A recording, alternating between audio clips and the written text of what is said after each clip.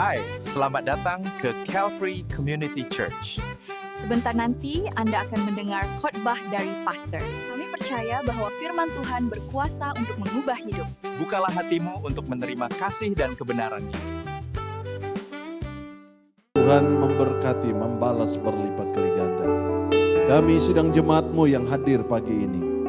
Persiapkan hati kami untuk mendengar kebenaran firman Tuhan. Kami percaya firman-Mu menjadi harapan buat kami. Di tengah-tengah keadaan dunia yang tidak punya kepastian. Kami percaya harapan kami tidak mengecewakan. Terima kasih Bapa, puji syukur bagimu. Kami siap untuk mendengar firman Tuhan pagi ini.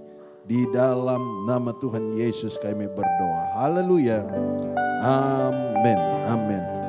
Puji Tuhan, selamat pagi, salam sejahtera dalam nama Tuhan Yesus Kristus. Bagi jemaat-jemaat Tuhan masih ada banyak kursi di depan yang masih kosong, saudara bisa mengambil tempat duduk ya di bagian tengah, masih banyak yang kosong saudara. Jadi jangan malu-malu ya untuk duduk dengan teman-teman jemaat yang lain. Mungkin ada yang saudara tidak kenal, tapi tidak apa-apa saudara. Kita adalah satu keluarga di dalam Tuhan di tempat ini. Amin saudara.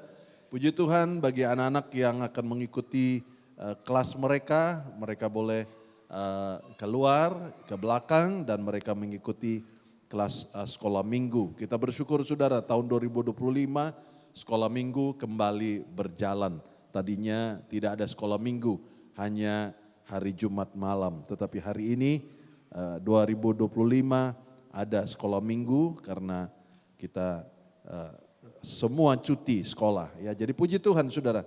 Pagi ini saya mau mengajak saudara melihat firman Tuhan yang terdapat di dalam Ulangan pasal 1 ayat yang ke-23 sampai ayat yang ke-27.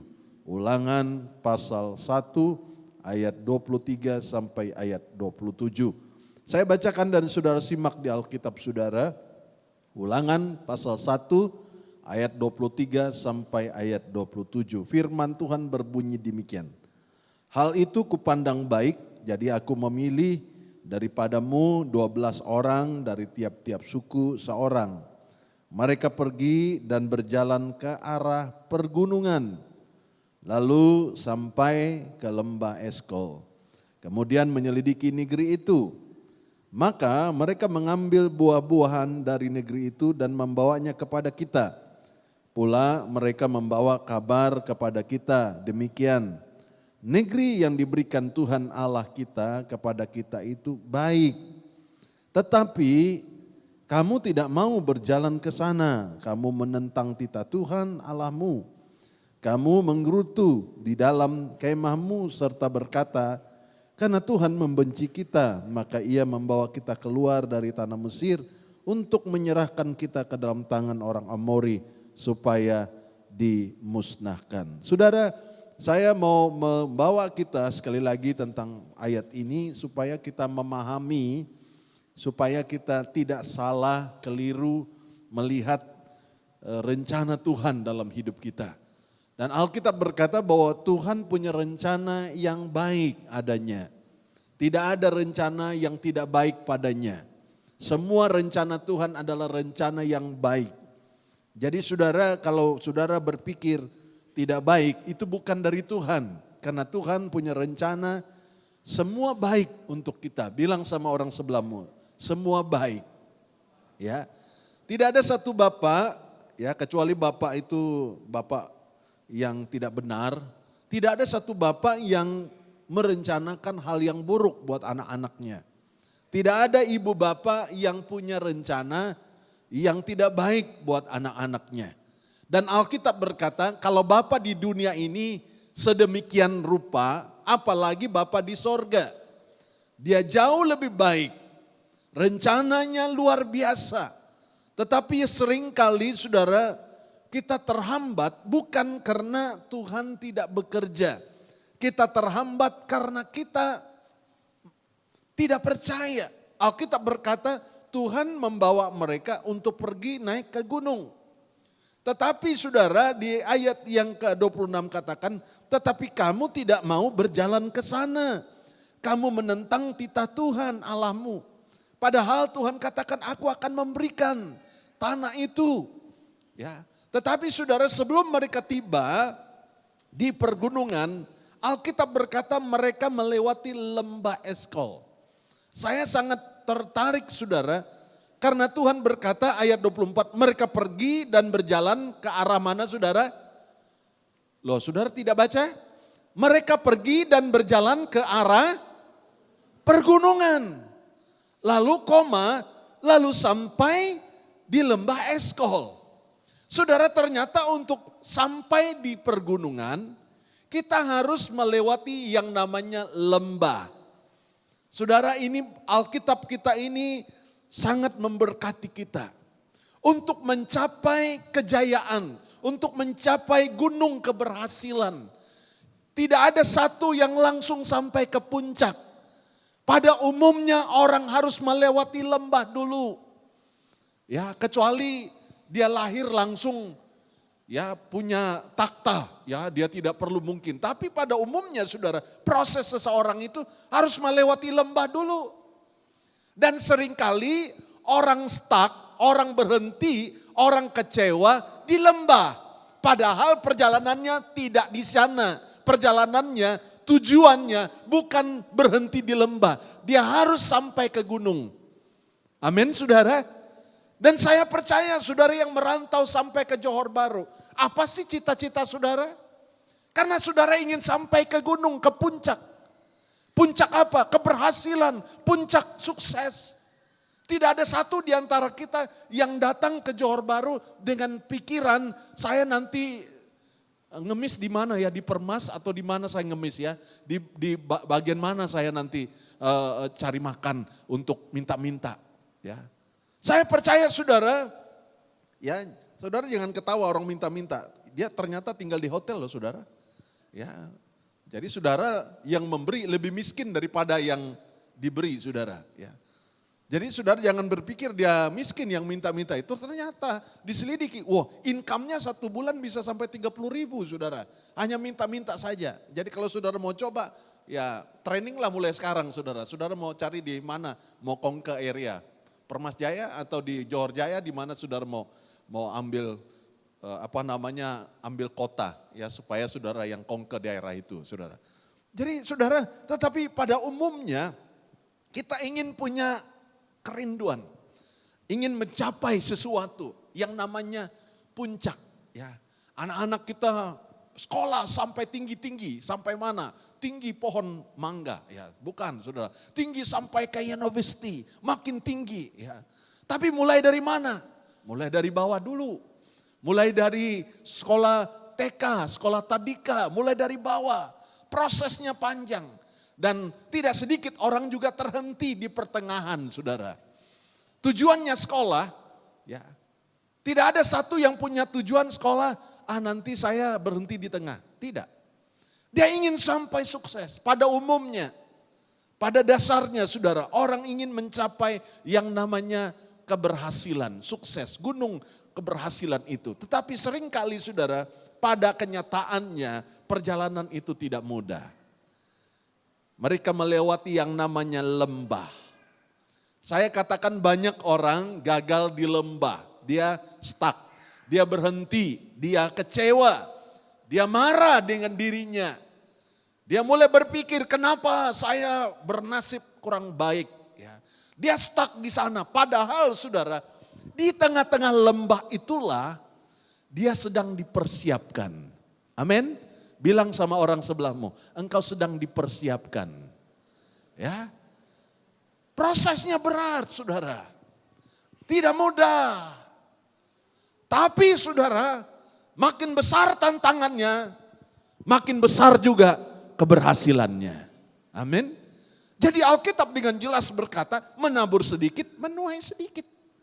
Jadi kalau tantangannya besar, percayalah di sebalik tantangan yang besar itu akan ada keberhasilan yang besar. Amin. Jadi saudara melihat sering kali kita marah dengan diri kita, kecewa dengan diri kita. Karena apa? Karena tantangan yang kita hadapi cukup besar saudara. Alkitab dengan jelas berkata, pencobaan-pencobaan yang kita alami itu tidak melebihi kekuatan kita. Jadi dia tahu saudara, kemampuan masing-masing itu berbeda. Ya. Brother Markus boleh angkat 70 kilo. Ya. Tapi Brother Gawing cuma 30 kilo saja. Ya. Kalau beban yang 70 kilo itu taruh di Brother Gawing, nggak bisa, nggak balance saudara. Tuhan tahu, masing-masing itu punya beban yang berbeda. Proses yang berbeda saudara. Tetapi sayangnya saudara, orang Israel berhenti di lembah. Mereka kecewa, bahkan mereka menuduh hal-hal yang kurang baik tentang Tuhan. Mereka mulai berkata, ini sengaja ini Tuhan bawa kita ke sini ini supaya kita mati di sini nih. Ya. Padahal bukan demikian Tuhan punya rencana. Tuhan bawa mereka dari Mesir karena Tuhan melihat mereka diperbudak di Mesir. Tuhan bawa mereka keluar untuk pergi ke tanah Kanaan supaya apa? Supaya mereka menakluki tempat itu. Tetapi sangat disayang, gambaran dari perjalanan ini seringkali menjadi perjalanan kita.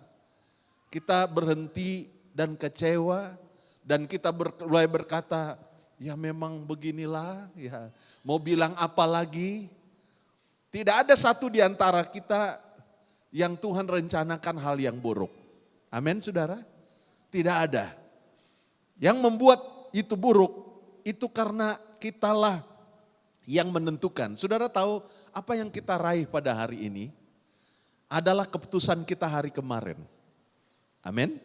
Ya. Apa yang kita capai hari ini berkaitan rapat dengan keputusan-keputusan di hari kemarin. Jadi hari ini kita tidak tiba-tiba sampai di tempat ini. Bukan, karena kita sudah merancangkannya, kita sudah planning, kita sudah berusaha dan kita bisa tiba di tempat ini. Karena keputusan-keputusan hari kemarin. Kalau kita hari ini kecewa, kalau kita hari ini penuh dengan, saya katakan marah, kita mulai hal-hal yang negatif yang kita pikirkan. Saya berpikir hari esokmu tidak akan menjadi hari yang lebih baik. Sebab apa? Engkau sudah menanam hal-hal yang buruk pada hari ini. Ternyata saudara, orang dunia pun mengakui perkataan-perkataan positif yang selalu ditaburkan di dalam kehidupan saudara. Membawa dampak yang besar untuk kesehatan dan masa depan saudara. Haleluya saudara. Itu sebabnya saudara. Saudara jangan mudah terbiasa untuk mengatakan hal-hal yang buruk. Sekalipun keadaan saudara tidak baik-baik saja. Tetapi saudara jangan mulai memperkatakan hal yang negatif. Sehingga saudara melihat kayaknya depan itu gelap deh. Kayaknya depan itu tak ada harapan. Kayaknya depan itu tidak ada tidak ada kesempatan buat kita. Nanti kita akan melihat saudara, sekalipun kesempatan itu sepertinya sangat tipis. Orang berkata 0,01% harapannya. Tetapi masih ada harapan. Apalagi di dalam Tuhan. Oleh sebab itu saudara, saat kita ada di lembah, mari kita rubah pikiran kita. Mari kita rubah cara pandang kita. Mari kita rubah cara reaksi kita. Bagaimana tindakan kita saudara. Itu sangat menentukan. Saudara dapat berhasil keluar dari lembah itu. Ataupun saudara akan tenggelam di dalam lembah itu. Saudara satu kali di dalam 2 Raja-Raja ada satu peristiwa terjadi di sebuah lembah saudara. 2 Raja-Raja pasal 3 ayat 14 sampai ayat 20. Pada waktu itu saudara, tentara Israel sedang dalam keadaan kekeringan. Perjalanan mereka melewati padang gurun. Kelihatannya mereka belum berperang, tetapi mereka sudah hampir mati di lembah itu karena keadaan mereka tidak ada air di padang gurun. Sudah berjalan beberapa hari. 2 Raja-Raja pasal 3 saudara. Ayat 14 sampai ayat 20. Di tengah keadaan mereka terdesak, maka mereka mengundang, Raja Yosafat mengundang seorang imam. Seorang nabi waktu itu saudara, namanya Nabi Elia. Ayat 14, berkatalah Elisa. Berkatalah Elisa, Nabi Elisa, demi Tuhan semesta alam yang hidup dan yang di hadapannya aku menjadi pelayan. Jika tidak karena Yosafat Raja Yehuda, maka sesungguhnya aku ini tidak akan memandang dan melihat kepadamu. Ayat 15, maka sekarang jemputlah bagiku seorang pemetik kecapi. Pada waktu pemetik kecapi itu bermain kecapi, maka kekuasaan Tuhan meliputi dia, meliputi Nabi Elisa ini, diliputi oleh kuasa Roh Allah. Ayat 16, kemudian berkatalah ia, beginilah firman Tuhan, biarlah di lembah ini dibuat parit-parit.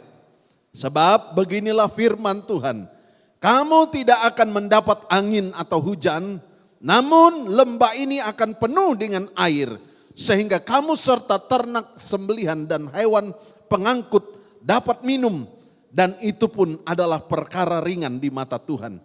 Juga orang Moab akan diserahkannya ke dalam tanganmu. Kemudian kamu akan memusnahkan segala kota yang berkubu dan segala kota pilihan. Kamu akan menumbangkan segala pohon yang baik. Kamu akan menutup segala mata air dan kamu akan memusnahkan segala ladang yang baik dengan batu-batu. Keesokan harinya ketika orang mempersembahkan korban, datanglah dengan tiba-tiba air dari arah Edom, lalu penuhlah negeri itu dengan air. Saudara melihat waktu itu mereka sedang dalam keadaan yang panik. Tidak ada air. Ya, saudara, di tengah padang gurun air itu sangat berharga. Karena itu merupakan kehidupan. Di padang gurun sudah berhari-hari tidak minum, tidak ada air di padang gurun. Sekalipun diberi emas, ada air dan emas, saudara pasti akan pilih air. Daripada pilih emas mati di padang gurun, ya lebih baik pilih air. Saudara, orang dulu di sana di Timur Tengah, air itu ya sangat berharga, ya sangat berharga. Jadi saudara melihat bahwa betapa pentingnya air itu bagi mereka. Karena di mana ada air ada kehidupan. Di mana ada air, ada kemakmuran. Jadi tentara ini berjalan tidak bawa bekal, saudara, air. Mungkin mereka membawa air, tapi karena jumlah mereka banyak, perjalanan itu melelahkan. Sehingga mereka kehabisan air. Dan saat mereka kehabisan air, mereka melihat jalan mereka sepertinya akan gagal. Tapi pada saat itulah Raja Yosafat berkata, apakah kira-kira di negeri ini tidak ada nabi? Mereka berkata, ada seorang nabi. Maka dipanggillah Nabi Elisa untuk memberikan nubuat. Apa yang harus mereka perbuat, saudara, di tengah padang gurun. Yang menariknya, apa yang Nabi Elisa suruh di padang gurun itu? Dipanggillah seorang pemetik kecapi, saudara. Aneh, harusnya cari cangkul, gali lubang untuk melihat sumur supaya ada air. Tetapi ini, saudara, merupakan gambaran. Di tengah-tengah engkau dalam lembah kekeringan, lembah sepertinya tidak ada harapan. Naikkan pujian kepada Tuhan. Karena kuasa pujian itu sangat besar, saudara. Oleh sebab itu, kenapa gereja di tempat ini sebelum firman Tuhan ada puji-pujian, ada penyembahan. Karena saya percaya saat saudara menyembah dengan segenap hati, hati saudara sedang dipenuhi dengan hadirat Tuhan. Amin. Karena puji-pujian itu merupakan firman yang disairkan. Jadi saudara memperkatakan tentang firman. Dosa saudara diampuni. Sejauh timur dari barat, Tuhan sudah buang dosa kita. Itu sebuah firman. Tuhan katakan, aku menghapus dosamu. Tadinya engkau tidak layak. Tetapi karena engkau menyembahku dengan hatimu, aku sudah mengampuni dosamu. Engkau yang ada di tempat ini, engkau tidak lagi terikat dengan dosa. Karena Tuhan sudah mengampuni engkau. Kalau ada suara-suara yang berkata, engkau tidak layak, itu bukan dari Tuhan. Amin, saudara. Saat engkau datang dengan segenap hati, pada waktu itulah, pada momen itulah, engkau dilayakkan oleh Tuhan. Oleh sebab itu, saudara, kalau ada jemaat Tuhan yang hadir, sering ada tuduhan-tuduhan yang datang dalam hidup saudara. Saya katakan itu bukan dari Tuhan. Tuhan dapat mengampuni saat engkau berkata, Tuhan, layakkan saya di hadapanmu. Ada seorang penjahat yang disalibkan bersama-sama dengan Yesus. Dia tidak berkata banyak saudara, dia hanya berkata, Tuhan, kalau nanti Tuhan ke Firdaus, jangan lupa saya. Yesus jawab kepada dia, hari ini juga engkau akan bersama-sama dengan aku di Firdaus. Dia belum sempat dibaptis, dia belum sempat kebaktian, dia belum sempat dengar khotbah Yesus. Tetapi dia percaya yang di samping dia adalah Yesus Juru Selamat. Hanya percaya, hari itu juga dia selamat. Saya percaya waktu dia naik surga, saudara, di pintu surga ada malaikat penjaga. Ditanya sama dia, kamu kok bisa sampai di sini, bagaimana ceritanya? Dia bilang, saya nggak tahu. Ya, bukankah kamu murid Yesus? Nggak tahu saya. Bagaimana kamu bisa tiba di tempat ini? Dia bilang pun saya tidak tahu. Ya. Orang mungkin di surga panik, kok ini orang boleh lolos, bisa masuk ke sini? Bagaimana ceritanya? Dia cuma katakan, tadi ada satu orang yang berkata, hari ini engkau akan bersama dengan aku di Firdaus. Bayangkan saudara, oleh sebab itu saya katakan, kalau ada pikiran-pikiran yang negatif, saat saudara ada di lembah, kata-kata kutuk itu seringkali menekan hidupmu. Seringkali kata-kata negatif itu seringkali memberikan engkau tidak ada semangat lagi untuk bangkit. Tadi kita nyanyikan, ku kan bangkit. Kenapa dia bangkit? Karena dia terjatuh. Bagaimana kalau dia berdiri, dia berkata, ku kan bangkit. Tidak perlu bangkit, dia sudah berdiri. Kenapa disebut nyanyian itu? Ku kan bangkit, kenapa? Dia pernah jatuh. Dia ada di lembah, tergeletak. Tetapi semangatnya bangkit. Oleh sebab itu saudara-saudara tidak hanya hafal tentang lagu itu. Ku kan bangkit. Kalau ditanya, bangkit dari mana berada? Kenapa kau bilang bangkit? Apa yang kau bangkit dari mana? Kita pernah tergeletak, tidak berdaya. Kemarin kami antar anak kami ke Kuala Lumpur 4 hari. Ya tadinya tidak ada planning, tapi istri saya tanya sama saya. Mau nggak antar anak kami Wilson? Karena dia ada mengikuti seminar dan juga pemilihan organisasi di Kuala Lumpur, saudara. Ya, jadi saya sempat bilang sama dia, nanti kau pilih jangan pilih ini ya, pilih yang ini. Ya, ternyata, dia pilih betul, dia dengar suara saya, saudara. Yang tadinya ketua tak jadi kepilih, ya sekarang ketua baru. Wah, saya bilang bagus ini, yang ketua baru ini bagus ya. Jadi ikut pemilihan, tapi saya tidak ikut, tapi cuma antar dia. Ya, jadi beberapa hari selesai dia seminar, kita jemput, lalu kita tanya, Sen mau makan mana? Dia bilang mau makan burger. Ya, burger ya? Oh ya, oke. Nah ini nggak ada di Johor Bahru deh, ini burger dari Amerika. Oh ya, oke. Kita makan burger. Ya. Besok lagi, kemana Sen? Burger. Hah? Burger? Bukannya kemarin burger. Ya. Oh ini burger juga sama, tidak ada di Johor Bahru. Dia ada di Amerika. Ya. Dia cuma ada di Kuala Lumpur. Oke, kita pergi makan sana. Istri saya tukang bayar, saudara. Waktu istri saya bayar, istri saya bilang, wih mahal juga ya burgernya, 2 biji 100 lebih. Kita udah bisa makan apa itu? Ya 100 lebih 2 biji. Oh ini Amerika punya, oke lah. Ya, sambil makan burger, anak saya cerita, Dad, ini kalau saya makan burger di sini, saya ingat. Dulu di Amerika, kawan saya ajak makan burger. Saya bilang, oh saya sudah kenyang, tapi saya temanin kamu makan ya ke sana. Karena di situ di Amerika dikatakan ada free kacang. Ya, jadi kacang itu enggak perlu bayar, tinggal ambil saja ya. Jadi temannya makan burger, dia pura-pura kenyang, dia ambil kacang terus, saudara, ambil kacang ya. Saudara, saya bilang sama dia, ingat baik-baik ya. Kamu pernah dulu masuk ke kedai burger ini enggak ada duit, enggak mampu beli burger ya. Tapi jangan lupa, Tuhan dapat angkat kamu, diberkati. Kamu pernah ada di lembah. Amin, saudara.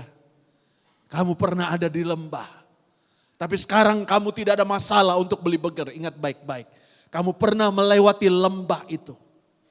Saudara, mungkin sebuah pengalaman biasa. Tetapi seringkali menjadi berkat buat kita. Kita pernah ada di lembah. Untuk beli burger kita tidak mampu. Kita hanya lihat orang lain makan. Kita ada di lembah. Tapi hari ini Tuhan angkat engkau. Jangan berhenti sampai di situ. Tuhan sedang membawa engkau sampai ke puncak. Halo? Ya. Saya sangat yakin dan percaya jemaat Tuhan di tempat ini mungkin secara lahiriah saudara tidak punya potensi yang besar. Tapi karena Tuhan yang besar, engkau punya potensi di hadapan Tuhan. Oleh sebab itu saudara, berhentilah mengutukli diri. Berhentilah untuk berkata-kata negatif tentang dirimu. Berjuang saudara. Karena saudara punya DNA. Wah, saya senang. Ya, dokter, saya sudah pernah bersaksi kepada saudara. Kebetulan dokter itu pernah tugas di Sarawak. Dia tanya, kamu orang apa? Orang Sarawak. Oh, orang Sarawak. Itu orang Sarawak, DNA-nya, warrior. Ya. Dengar itu saya kaget saudara. Kok dia bilang begitu ya? Warrior, pejuang. Dia rupanya angkat saya, warrior dia bilang, tapi dia tembak saya. Ya. Kau tengok perut kau sekarang. Ya. Kamu harus pergi gym. Ternyata saudara dia angkat saya, dia tembak. Walaupun DNA-nya warrior, tapi karena tidak pernah dilatih, jadi panda saudara. Nggak jadi warrior saudara. Jadi saudara melihat ada DNA. Tetapi seringkali kita tidak melatih saudara. Kita tidak fokus dengan target kita. Akhirnya kita jadi worry saudara. Ya. Padahal tadi warrior. Ya. Pahlawan, pejuang. Tapi karena tidak dilatih. Everyday worry. Ya. Nama berita berada. Aduh pedih penghidup tuh. Ya. Bukan warrior lagi. Ya saudara. Tadinya lahir dari generasi DNA warrior saudara. Saudara tahu, saya selalu tidak lupa sebuah ilustrasi. Seorang pemburu, dia menemukan ada sarang Raja Wali saudara. Dan beberapa telur. Lalu dia mengambil salah satu telur dari sarang burung Raja Wali dan bawa pulang. Dan dia suruh ayam di rumahnya mengerami telur burung Raja Wali tadi. Jadi karena ini ayam saudara, dia tidak tahu mau pilih ayam telur mana. Jadi dia aramkan semua. Menetaslah telur ayam. Dan burung Raja Wali ini telurnya pun menetas, sama-sama menetas saudara. Dan saudara tahu karena backgroundnya ayam, ini burung Raja Wali seperti ayam saudara. Ya. Cari cacing. Ya. Waktu tiba-tiba, ya kalau saudara di kampung kadang-kadang burung elang itu lewat. Secara spontan ayam-ayam itu berlari. Ya kaget berlari. Semua lari, masuk ke semak-semak. Semua berlari, termasuk anak-anaknya berlari. Dan ini burung Raja Wali pun ikut lari. Kenapa? Karena panik. Lalu dia tanya sama mak ayamnya. Ya bukan mak ayam yang di sini, ayam sini ya. Ini dia tanya sama mamanya, mama angkatnya ayam. Ma, kenapa kita lari? Itu ada raja burung yang sedang terbang. Jadi dia bisa memangsa kita, makanya kita lari saudara. Ternyata saudara background itu menghambat DNA-nya. Tidak berkembang saudara. Satu kali pemburu ini melihat ini Raja Wali, something wrong. Dia tidak bisa terbang, dia hanya berjalan, cakar-cakar tanah cari cacing. Akhirnya ini pemburu bawa ini burung Raja Wali naik ke jurang. Sampai di jurang sana saudara. Dia lempar ini Raja Wali. Dengan segala kepanikannya Raja Wali yang tadi tidak pandai terbang. Tiba-tiba dia menemukan dia punya sayap yang cukup besar untuk membuka sayapnya. Dan dia mulai terbang. Saudara kadang-kadang persoalan dalam hidup kita. Tuhan train kita. Tuhan bentuk kita supaya apa? Saudara kembangkan sayap saudara. Ternyata saudara punya kemampuan. Haleluya saudara. Saudara, sekali lagi saya mau bersaksi. Kesaksian kami tidak sempurna. Anak saya tadinya di Johor Bahru tidak dapat kerja di kedai musik, school musik saudara. Tetapi di sana dia diterima di sekolah musik. Diterima saudara di sekolah musik. Saya katakan puji Tuhan. Ya, bukan berarti kualitas sekolah musik sana lebih rendah saudara. Di sini tidak tembus saudara, tidak ada yang terima. Tapi di sana Tuhan buka jalan. Diterima.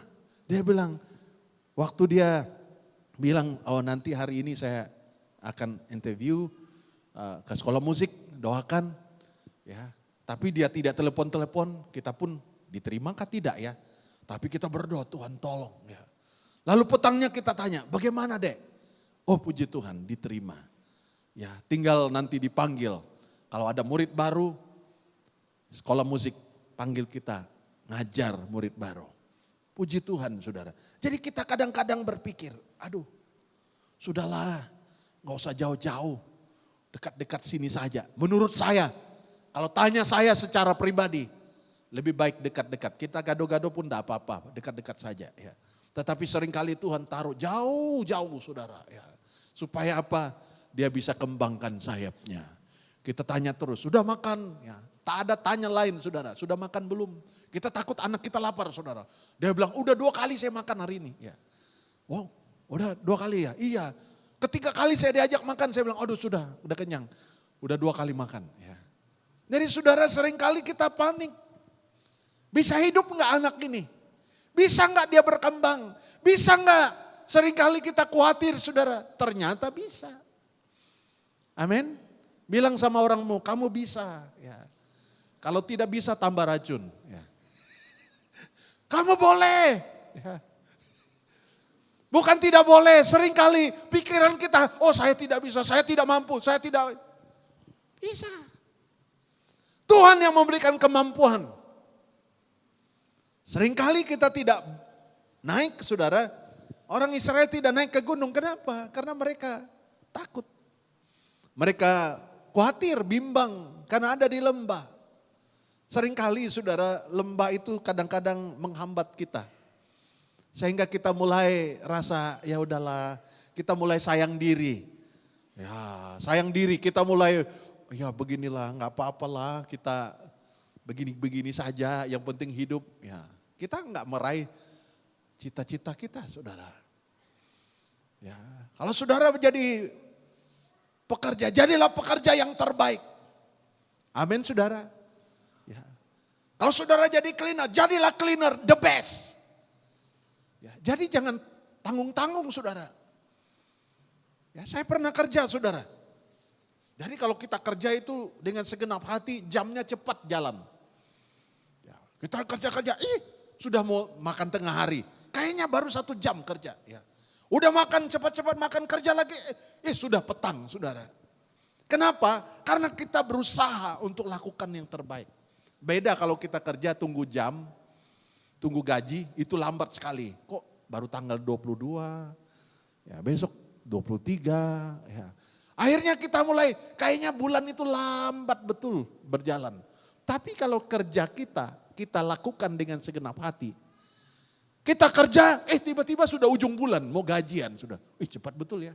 Ya, itu beda. Coba ibu rumah tangga sibuk. Aduh, urus ini, udah petang. Ya. Ya. Tapi kalau saudara duduk-duduk sambil makan kacang, kayaknya lambat betul berjalan. Ya. 1 siri TV selesai, siri kedua selesai, siri ketiga selesai, siri keempat. Ya, dulu saya dengan istri saya waktu lockdown ya, berapa siri kita nonton. Ya. Karena nggak bisa kemana-mana. Ya. Cerita hantu pun, film cerita hantu pun kita nonton. Karena nggak tahu mau cerita apa lagi. Ya. Tidak bisa keluar, lockdown saudara. Aduh lama betul kayaknya.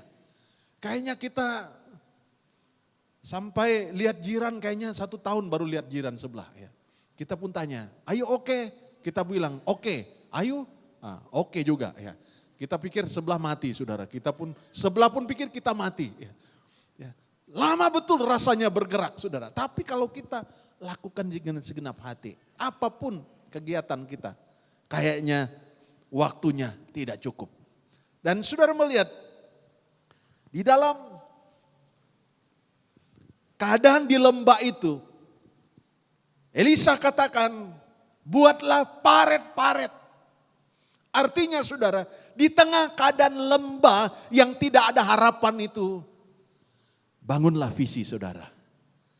Sekalipun belum melihat, Elisa katakan, buat paret. Mungkin dipertanyakan, ngapain buat paret? Ini padang gurun kering. Tapi Elisa katakan, kamu tidak dapat angin, kamu tidak dapat hujan, tapi Tuhan akan curahkan air di daerah ini. Yang luar biasa Elisa katakan, buat paret-paret. Artinya di tengah keadaanmu nothing, keadaanmu tidak ada apa-apa, bangunlah visi. Yang tidak ada apa-apa itu, bangunlah sebuah visi, katakan, Tuhan, saya akan mencapai gunung ini. Saya akan meraih gunung ini. Keberhasilan ini saya akan raih. Saya akan capai. Saya akan sampai ke puncak. Ya. Bilang sama orang sebelahmu, kamu pasti sampai ke puncak. Ya, bukan puncak di Indonesia sana ya saudara ya. Ya. Saya bawa istri saya naik ke puncak Genting Highland. Ya. Karena sudah lama tak ke puncak. Ya. Naiklah kita berdua saudara. Sampai di puncak anak saya message. Saya pulang awal hari ini, lepas ini kita mau ke Genting. Kita bilang, kita sudah ada di Genting. Sudah sampai di puncak. Ya, tidak mudah memang saudara, saya khawatir karena kereta yang ini saudara belum pernah sampai ke Genting. Saya khawatir, tapi istri saya bilang, kita cobalah ke Genting. Saya nggak mau cerita sama dia, aduh ini naik nggak ini kereta nanti ya. Ya karena ini kereta manual saudara. Naik gak ya? Ya. Tapi dengan segala usaha saudara sampai kita ke puncak. Ya. Begitu kita pulang saudara, jemput anak saya pulang. Karena ada barang yang ketinggal, dia balik lagi ke kereta, dia panggil saya. Dad, tolong turun sebentar. Ada apa? Ya, kereta Daddy ada sesuatu yang terjadi. Kenapa? Ya, ternyata suspensionnya patah saudara. Saya bilang puji Tuhan. Kita pulang dari Genting selamat. Kalau enggak masuk jurang kita saudara. Suspensionnya udah patah ya. Karena waktu naik itu saudara, saya ingat saya bawa kereta balap saudara. Wow. Turun lagi, tes saudara. Sampai ke KL patah suspension. Hebat. Ya. Pernah enggak kasih patah suspension? Ya, itu pasti bisa kasih patah suspension kereta. Nah saudara melihat, kita pasti sampai ke puncak. Amin saudara. Saat saudara ada di lembah, tidak ada air, nothing, tak ada apa-apa. Elisa katakan buat paret. Artinya air nanti ngalir sini loh. Dari sini airnya ngalir. Ini nanti airnya ngalir sini. Ya. Saat saudara nggak punya apa-apa, mulai bangun. Buat sesuatu. Nanti Tuhan ini akan terjadi. Ini akan terjadi begini. Ini akan terjadi begini. Haleluya saudara. Amin. Ya, saat saudara mungkin sharing hal itu, orang bilang saudara gila. Ya, kenapa? Itu di padang gurun, gak ada air. Tapi Elisa katakan, di mana Elisa dapat firman?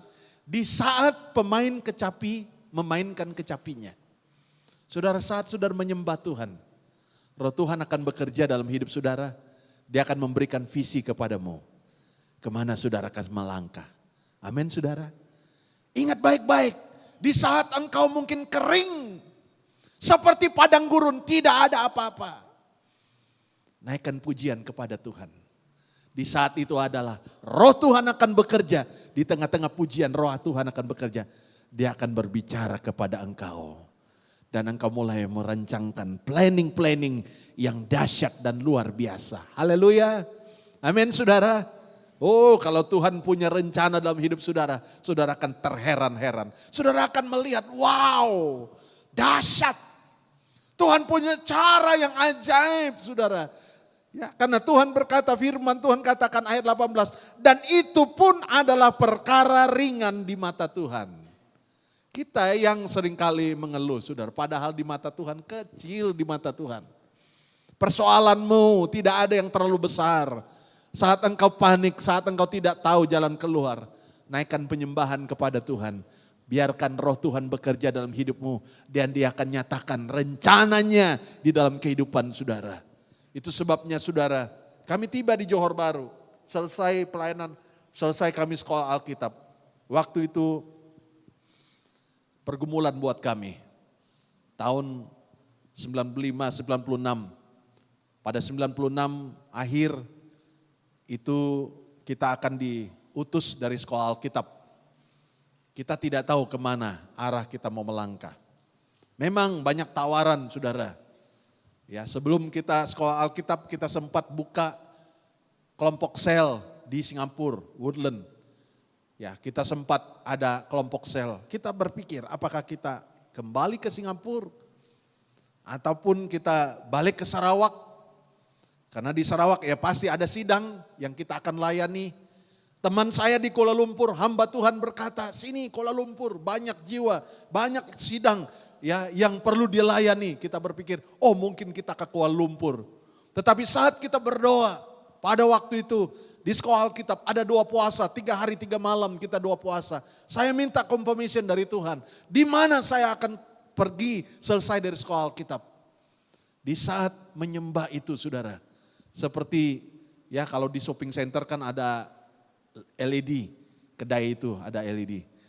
Ya, waktu itu belum ada LED saudara, tapi di penglihatan saya seperti LED keluar muncul Johor Bahru. Muncul lagi Johor Bahru. Sementara kita berdoa, saudara, saya berdoa, muncul di penglihatan saya Johor Bahru. Johor Bahru. Hampir 3 kali terulang Johor Bahru. Dan saya katakan, baik Tuhan, saya akan pergi ke Johor Bahru. Dan itulah awal kami melangkah tiba di Johor Bahru. Memang tiba di Johor Bahru tidak langsung disambut seperti menteri, langsung dikasih kapet merah saudara. Oh selamat datang Pastor Winifred. Tak ada saudara. Kita sampai bingung ya, ini betul nggak ya Tuhan bawa kita ke Johor Bahru. Tapi kalau kami berdiri sampai hari ini, saya yakin dan percaya confirmation dari Tuhan sangat sederhana waktu itu. Dan itulah awal kami boleh tiba melayani sampai detik saat ini. Karena suara Tuhan. Amin saudara. Oleh sebab itu di taat engkau tidak ada apa-apa. Jangan panik saudara. Berlututlah di kaki Tuhan. Sembah dia, naikkan pujian dan izinkan roh Tuhan bekerja. Dan Tuhan akan memberikan jawaban rencana-rencana yang ajaib buat engkau. Amin saudara. Yang terakhir saudara, Mazmur pasal 23. Kitab Mazmur pasal 23 ayat 4. Ini merupakan pengalaman Daud saudara, pengakuan Daud. Mazmur pasal 23 ayat 4. Sekalipun aku berjalan dalam lembah kekelaman, aku tidak takut bahaya sebab engkau besertaku. Gadamu dan tongkatmu itulah menghibur aku. Daud saudara pernah mengalami yang lembah namanya lembah kekelaman. Kekelaman ini lembah bayang-bayang kematian. Kematian ekonomi, kematian mungkin masa depan, gelap. Ditanya bagaimana masa depanmu, kita tidak berani berkata-kata. Tetapi saudara di tengah-tengah lembah kekelaman itu Daud katakan, aku tidak takut. Sebab apa? Ada Tuhan yang besertaku. Haleluya. Kita mungkin, aduh gimana ya. Kemarin beberapa bulan lalu bapak-bapak sambil kumpul-kumpul ngopi-ngopi. Yang satu tanya, berada ini umur sudah berapa? Ada yang bilang, oh ini tahun ini saya sudah 60. Ya. Yang ini bilang, oh nanti umur saya 50. Yang ini bilang 55. Ya. Nah, mulai cerita saudara, ini gimana ya? Kalau sudah tak diterima kerja, kita mau kemana? Ya, saya percaya saudara, saya sama juga dengan pikiran saudara. Saya nanti melayani berapa tahun ya? Karena Pastor Rajan umur 60 ya kalau disilap saya, 60 lebih. Dia pun bilang, saya sudah mau pensiun, ya, saya mau pensiun ya. Wah, saya pikir-pikir saya perlu pensiun nggak nanti ya? Ya? Kalau udah pensiun mau diapain ya? Saya berharap nanti Pastor Wilson sebagai pastor tidak usir kami. Udah nyanyok, udah turun ya. Kami berharap kami melayani sampai akhir. Amin saudara. Kalau lupa-lupa, ya saya masih ingat ada senior pastor dulu ngajar kami di sekolah Alkitab. Sudah tua saudara. Dia ngajar Kisah Para Rasul. Sesi pertama, Kisah Para Rasul pasal 1 ayat 1 sampai 10. Kita baca, bahas. Sesi kedua, masuk lagi hamba Tuhan yang sama. Belajar lagi, Kisah Para Rasul pasal 1 ayat 1 sampai 10. Ya. Kita bilang, loh kan tadi sesi pertama sudah selesai. Mau balik lagi. Sesi ketiga kita pikir maju. Balik lagi, Kisah Para Rasul pasal 1 ayat 1 sampai 10. Oh ada beberapa teman saudara. Dia berpikir ini opa sudah nyanyok. Tidur dia di belakang, tidak ikut sekolah Alkitab. Tapi Tuhan tegur saya, itu opa boleh nyanyok. Tapi ini Alkitab tidak nyanyok. Saudara yang tidur di sekolah Alkitab waktu itu, di Kisah Para Rasul itu, gak jadi orang saudara. Gak jadi orang, keluar dari sekolah Alkitab. Tidak jadi orang. Ya. Tidak jadi hamba Tuhan. Kalau tidak jadi hamba Tuhan masih jadi orang masih bagus. Tidak jadi orang. Ya. Padahal keluar sekolah Alkitab. Kenapa? Dia anggap remeh firman Tuhan. Tapi saya ditegur oleh Roh Tuhan. Dia boleh nyanyok. Tapi ini firman tidak nyanyok. Saya baca, saya belajar lagi. Kisah Para Rasul pasal 1 ayat 1 sampai 10. Orang mungkin bilang, kamu tidak punya harapan. Tapi engkau punya pegangan firman Tuhan adalah pegangan hidupmu. Amin saudara. Daud katakan sekalipun lembah kekelaman, bayang-bayang maut, bayang-bayang kematian sekalipun, aku tidak takut bahaya karena Tuhan besertaku.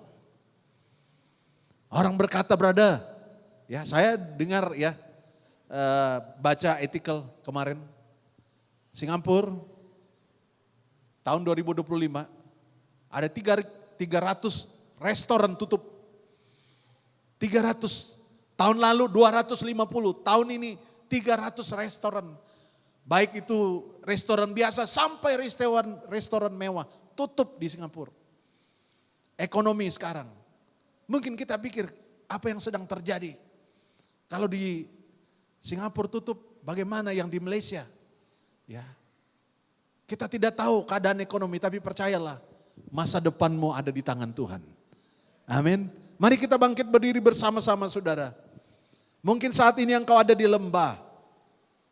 Engkau tidak tahu jalan keluar bagaimana. Tapi percayalah janji Tuhan. Tuhan akan memimpin engkau. Engkau akan sampai ke puncak. Engkau akan meraih keberhasilan. Engkau akan melihat di mana pimpinan Tuhan, penyertaan Tuhan membawa engkau untuk meraih yang namanya kejayaan di dalam Tuhan. Saudara, bangunlah masa depanmu dengan mimpi di dalam Tuhan. Bangunlah impian saudara dengan iman di dalam Tuhan. Percayalah bahwa Tuhan sanggup untuk menolong saudara. Saya yakin dan percaya karena kita ada di Johor Bahru. Kita rindu pekerjaan kita diberkati. Kita rindu usaha kita berkembang. Kita rindu apa yang kita kerjakan berhasil. Tapi saya katakan, seringkali engkau melewati lembah. Melewati yang namanya seperti tidak ada kepastian. Pegang baik-baik firman Tuhan, percayalah. Tuhan sanggup melakukan perkara yang besar kepadamu. Ku bersyukur Bapa, ku bersyukur Tuhan, buat kasih setiamu di dalam hidupku. Terima kasih sudah mendengar firman Tuhan hari ini. Kami berharap firman Tuhan yang disampaikan memberkati dan menguatkan hidup Anda.